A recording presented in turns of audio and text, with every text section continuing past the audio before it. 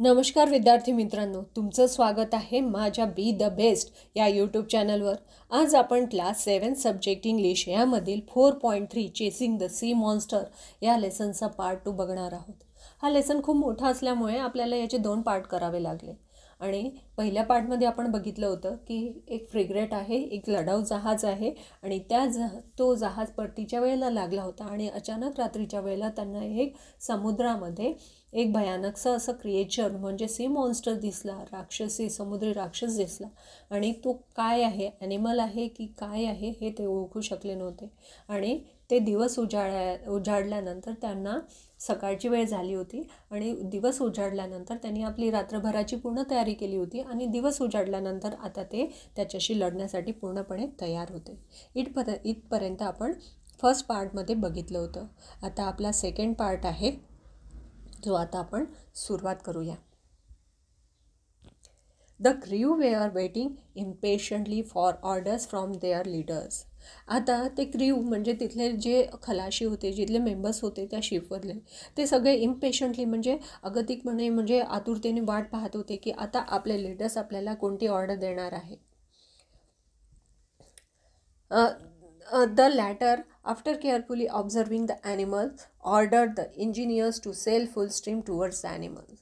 आता काय झालं की जेव्हा त्यांना ऑर्डर मिळाली की आता फुल स्पीड घ्या. आपल्या अब्राहम लिंकन, त्या शिपचं नाव होतं, फ्रिगेटचं नाव होतं अब्राहम लिंकन. आता आपली शिपची स्पीड फुल स्पीड वाढवा आणि त्या ॲनिमलकडे घेऊन जा, अशी ऑर्डर्स त्यांना मिळाली. 3 cheers greeted these orders आणि सगळ्यांनी एक्सायटेडनी 3 cheers केलं. And the hour of a battle had sounded. आणि साधारणतः hour of a battle had sounded म्हणजे साधारणतः 1 तास हे त्यांचा पाठलाग करत राहिले. A few moments later the Abraham Lincoln headed straight for the animals. म्हणजे मोमेंट लेटर, आता थोड्या वेळामध्येच आता अब्राहम लिंकन हे headed straight for the animal म्हणजे त्याच्या एकदम समोर, जवळपास त्याच्या समोर जाऊन पोहोचले होते. त्यांचं शिप हे त्या ॲनिमलच्या समोर जाऊन पोहोचलं होतं. Unconcerned, the latter let us come nearer. It got up a little speed and kept it at distance. अनकन्सर्न म्हणजे ज्याच्याशी कोणताही संबंध नाही असा अचानकसा क्रिएचर त्यांच्यासमोर आलेला होता. आणि it got up a little speed, आता त्यांनी सुद्धा थोडी स्पीड केली होती म्हणून at a kept it distance, म्हणून आता यांनी त्याच्याशी एक व्यवस्थित असं डिस्टन्स मेंटेन करायला सुरुवात केली होती. कशासाठी की त्याच्याशी लढण्यासाठी एक त्यांना प्रॉपर डिस्टन्स हवा होता. आणि त्या डिस्टन्समध्ये त्यांनी त्यांच्याशी लढण्यासाठी एक प्रॉपर डिस्टन्स मेंटेन केला होता. This chase dragged on for about 3/4 of an hour without a frigate getting any closer to the sea animals. आता चेस ड्रॅग्ड ऑन फॉर अबाउट, आता हा चेस म्हणजे पाठलाग साधारणतः 3/4 ऑफ ॲन अवर्स म्हणजे साधारणतः पाऊण तास चालू होता. हे जसे जसे त्या ॲनिमलच्या जवळ जायचे तो ॲनिमल आणखी समोर जायचा, मग आणखी हे त्याचे पाठलाग करत जायचे. असं साधारणतः पाठलागचा जो हा खेळ होता तो साधारणतः पाऊण तास चालू होता. म्हणजे ते त्याच्या जवळ जाण्याचा प्रयत्न करत होते आणि तो आणखी समोर जायचा. पाऊण तास साधारणतः ही कृती चालली. At this rate it was obvious that it would never catch up with it. आता त्यांच्या सगळ्यांच्या लक्षात आलं की अशा प्रकारे तर आपण त्याला पकडू शकणार का नाही, कारण की तो तर आणखीन स्पीडने समोर जातो आहे. The Abraham Lincoln gather speed but so did the animal. जशी अब्राहम लिंकन म्हणजे ती बोट आपली स्पीड वाढवत होते तसं तो ॲनिमलसुद्धा आपली स्पीड वाढवायचा. This went on for the next hour. असं साधारणतः आणखीन पुढच्या 1 तासभर असं सुरू राहिलं. The Abraham Lincoln was now speeding so much that its mast tremble down to their blocks. आता Abraham Lincoln was now speeding so much, आता अब्राहम लिंकननी आपली स्पीड इतकी वाढवली होती की त्याचं मॅस्ट म्हणजे आता बघा इथे आपल्याला एक पिक्चर दिसतं आहे. सुरुवातीला शिपचं आपल्याला पिक्चर दिसतं आहे. इथे मॅस्ट दिसतो आहे, हा जो पोल दिसतो आहे समोर तुम्हाला, त्या पोलवर दिसतो आहे की तो मॅस्ट म्हणजे त्याचा वरचा जो पोल होता तो सुद्धा आता हलायला लागला होता, कारण की त्यांची स्पीड आता भरपूर वाढलेली होती आणि त्यामुळे ते काय होते की ते तिथपर्यंत पोचू शकत नव्हते. आता next, what a chase, no I can't describe the excitement that shook my very being. आता इथे लेखक ते म्हणतात आहे, रायटर म्हणत आहे की असा पाठलाग होता की मी त्यांना इतकी एक्साइटमेंट होती की आम्हाला त्याचे पाठलाग करण्यासाठी आणि त्याला हंट करण्यासाठी आम्ही अशा प्रकारे पाठलाग करत होतो की मी ते वर्डमध्ये एक्सप्लेन करू शकत नाही. Ned Land stayed at his post and harpoon in hand. Ned Land आपल्या जागेवर स्थिर होते आणि त्यांच्या हातामध्ये हार्पून होतं. हार्पून म्हणजे आपण आधीच बघितलेलं आहे की ॲनिमल्सना मारण्यासाठी जे हतियार असते त्याला हार्पून असं म्हटलं जाते. तर ते हार्पून घेऊन ते आपल्या हातामध्ये स्थिर होते की जसा तो जवळ येईल तसा मी त्याला हंट करणार.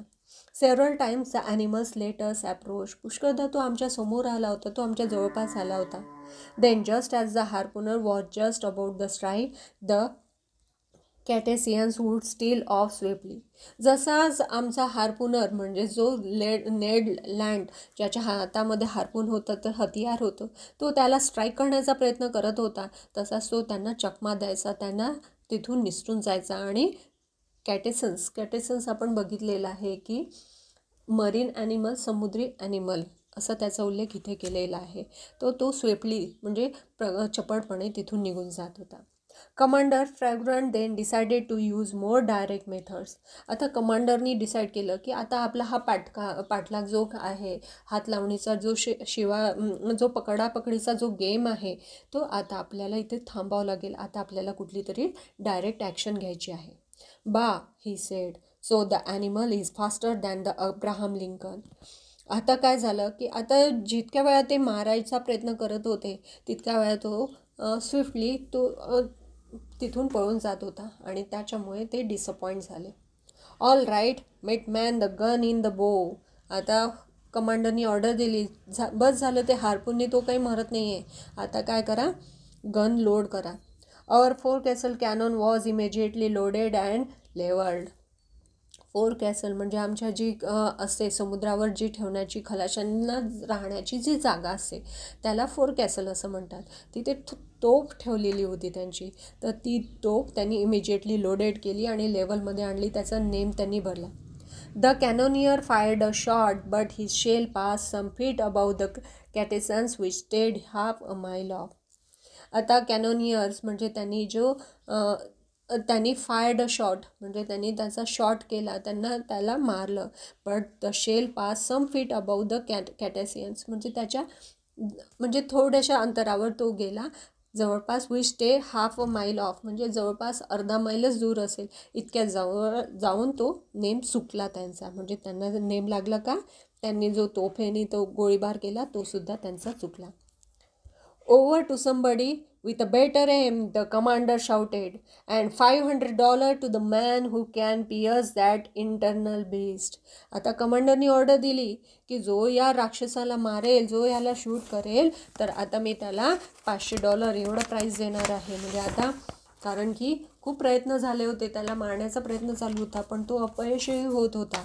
तेव्हा आता कमांडरनी सगळ्यांना म्हणजे एनकरेज करण्यासाठी म्हटलं, आता ज्याचा नेम लागेल त्याला मी $500 प्राईज बक्षीस देणार आहे. आता सगळेजण त्याच्यावर डोळे ताणून सगळेजण तयार झाले होते. काम of I, cool off features, and old grey beard gunner, I can see him to this day, approach the cannon, put its position and took aim for a good while. आता त्यांच्यामधला असं जसंच कमांडरनी म्हटलं की प्राईज तुम्हाला मिळणार आहे, तेव्हाच त्यांच्यामधला एक गनर होता, तो कधी त्याचा नेम चुकायचा नाही.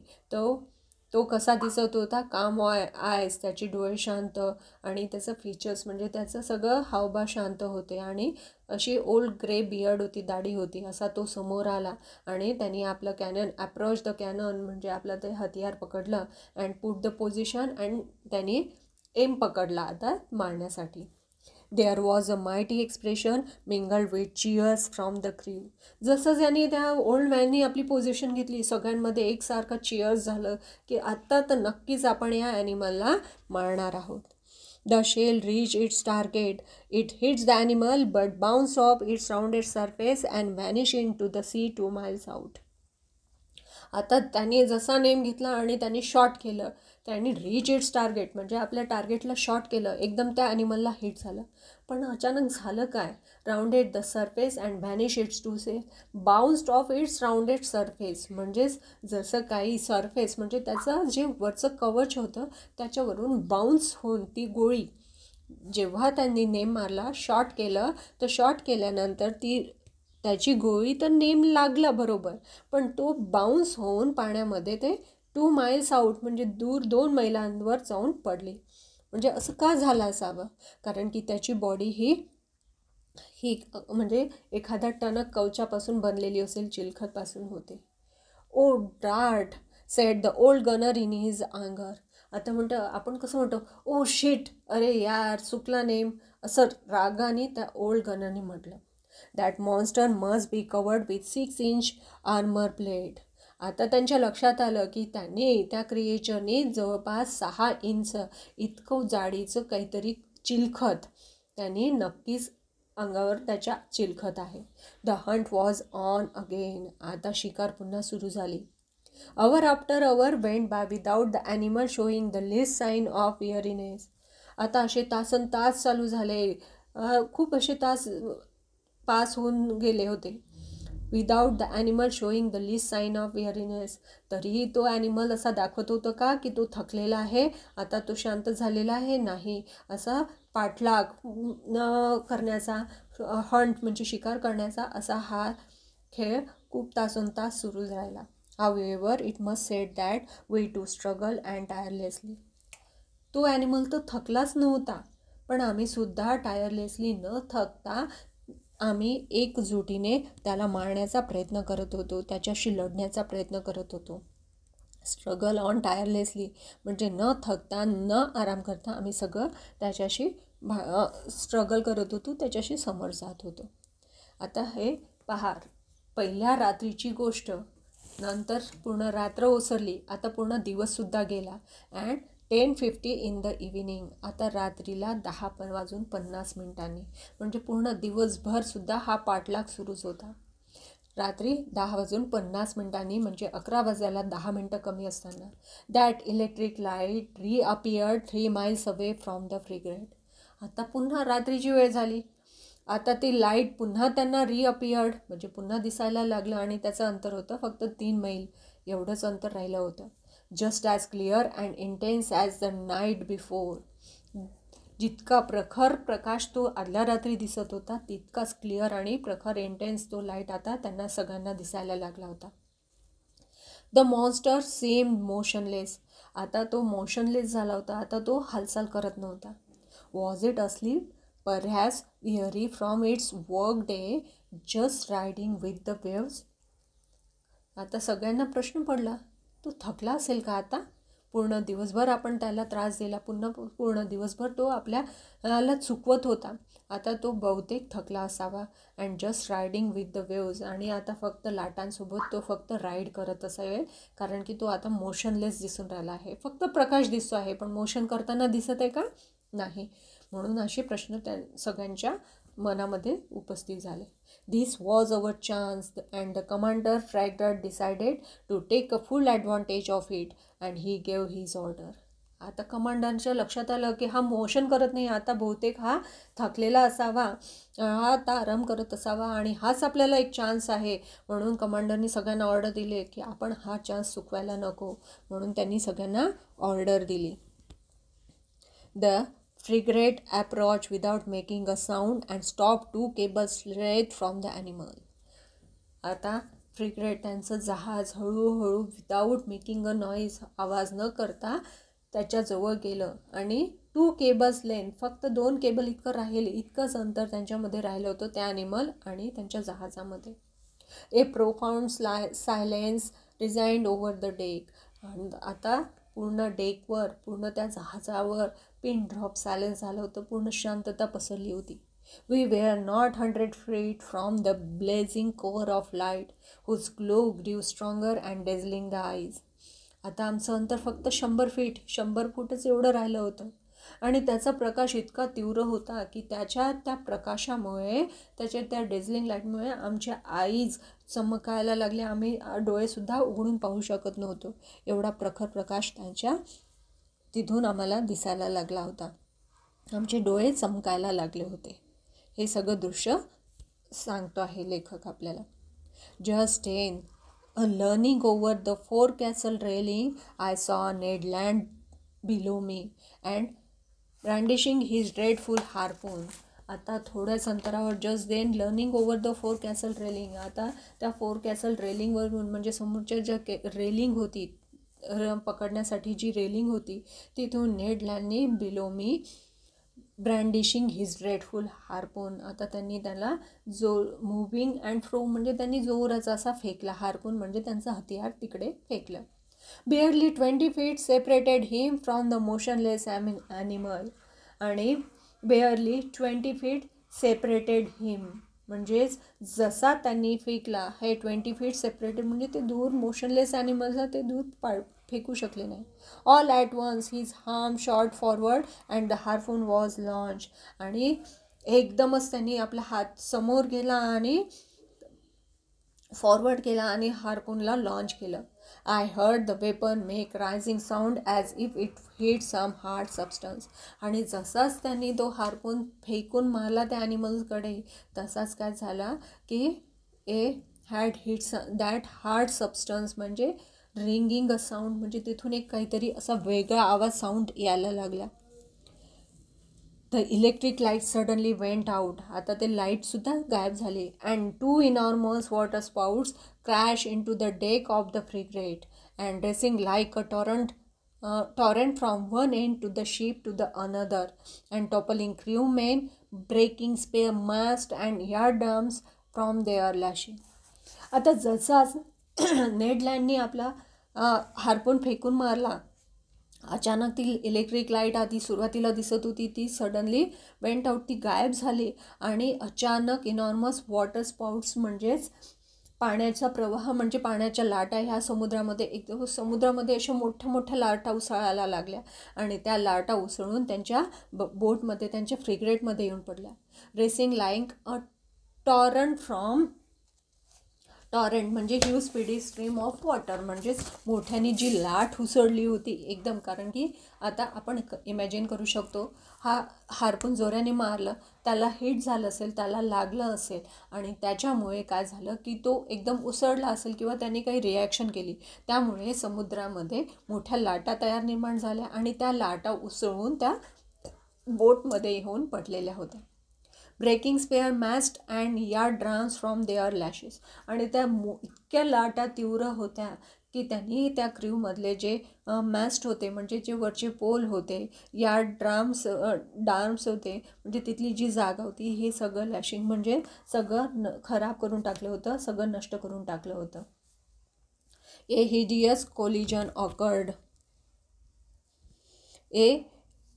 हिडियस म्हणजे भयानक असा टक्कर झाल्याचा आवाज आला. And thrown over the rail with no time to catch hold of it I was hurled into the C.